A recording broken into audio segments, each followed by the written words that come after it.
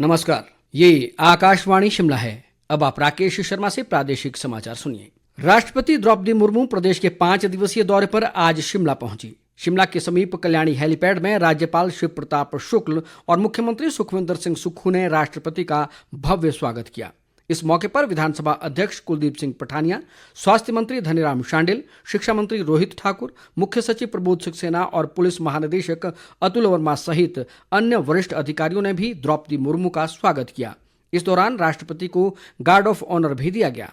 बाद में वे छराबड़ा स्थित राष्ट्रपति निवास द रिट्रीट पहुंची। कल 5 मई को वे कुफरी स्थित कैचमेंट एरिया का दौरा करेंगी। 6 मई को राष्ट्रपति केंद्रीय विश्वविद्यालय धर्मशाला के दीक्षांत समारोह में शिरकत करेंगी।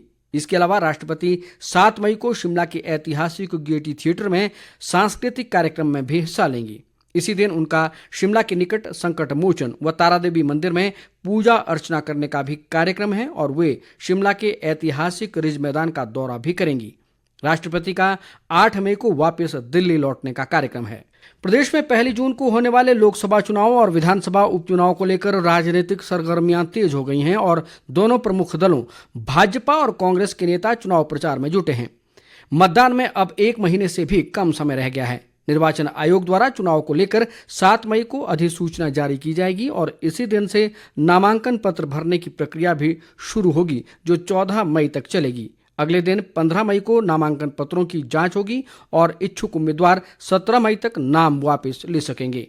केंद्रीय सूचना व प्रसारण मंत्री अनुराग सिंह ठाकुर ने आज हमीरपुर जिला के अनेक स्थानों पर चुनाव प्रचार किया। हमीरपुर में पत्रकारों से बातचीत में अनुराग ठाकुर ने कांग्रेस पार्टी पर धर्म व जाति आधारित राजनीति करने का आरोप लगाया।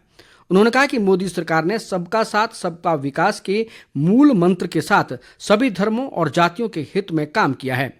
अनुराग ठाकुर ने कहा कि मोदी सरकार ने 3 तलाक को खत्म किया, जिससे लाखों मुस्लिम महिलाओं को लाभ मिला।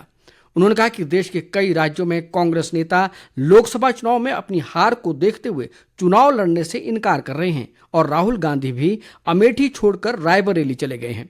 केंद्रीय मंत्री ने कहा कि कांग्रेस नेता फर्जी वीडियो बनाकर झूठ की राजनीति कर रहे हैं, जिससे कांग्रेस का चेहरा बेनकाब हुआ है।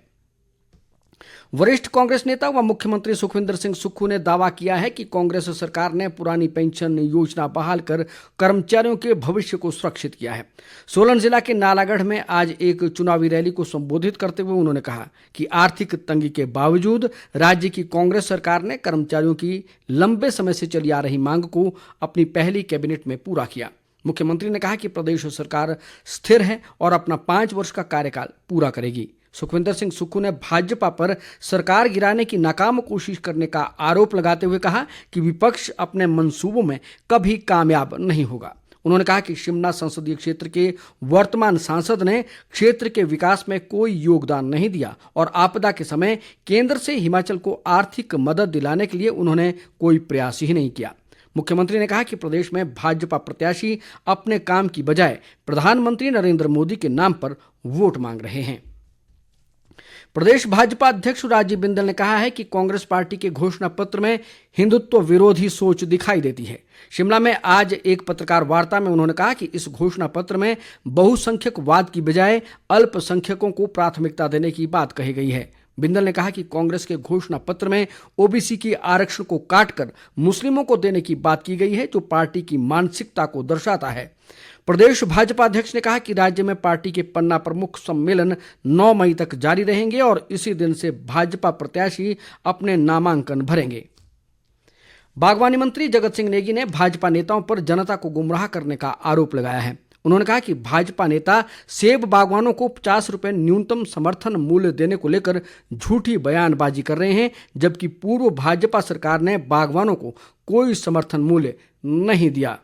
जगत सिंह नेगी ने कहा कि केंद्र सरकार ने आयात शुल्क को घटाकर 50% कर दिया है, जिसका प्रदेश के बागवानों पर असर पड़ा है। बागवानी मंत्री ने कहा कि पूर्व भाजपा सरकार अपने 5 वर्ष के कार्यकाल में सेब बागवानों के लिए कोई भी नई परियोजना शुरू नहीं कर सकी। इसके साथ ही समाचार बुलेटिन समाप्त हुआ। नमस्कार।